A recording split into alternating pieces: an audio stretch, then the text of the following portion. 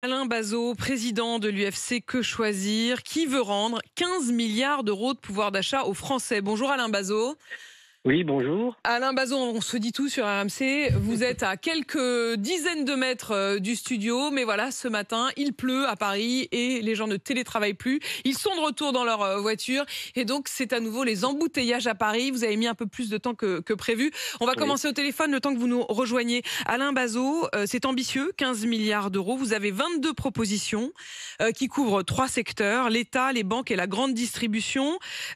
Et avec une mesure phare que vous proposez ce matin pour rendre du pouvoir d'achat aux Français, c'est l'idée d'autoriser à nouveau les grands centres commerciaux et les grandes surfaces à vendre à perte. Pourquoi ? Alors, c'est pas tout à fait vendre à perte. C'est supprimer la loi Egalim, la loi qui a augmenté artificiellement le prix dans la grande distribution. Alors, c'est un petit peu compliqué, mais dans le cadre de la loi Egalim, on a obligé la grande distribution à vendre 10% plus cher ses produits.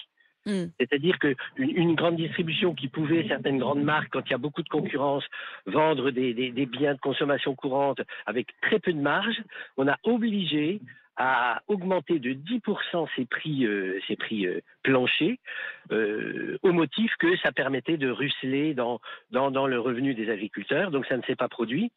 Ça ne s'est En pas produit, ça revanche, veut dire que en fait tout ça enfin, finalement l'agriculteur au bout de cette chaîne n'a pas véritablement retrouvé ses comptes. ah ben non, l'agriculteur n'a rien retrouvé du tout, puisque je veux dire, la grande distribution a enclenché des bénéfices supplémentaires, mais on ne voit pas en quoi, parce qu'on on va acheter du café plus cher, que les agriculteurs français vont d'un seul coup avoir plus de revenus. Enfin, je veux dire, le ruissellement naturel ne s'est absolument pas produit. D'ailleurs, il suffit d'entendre la FNSEA, qui était pourtant dans le coup. Il n'y a rien eu comme retombée pour le monde agricole. Donc le consommateur a payé des centaines de millions d'euros. On a chiffré cela et ça n'a pas été démenti par l'INSEE, etc.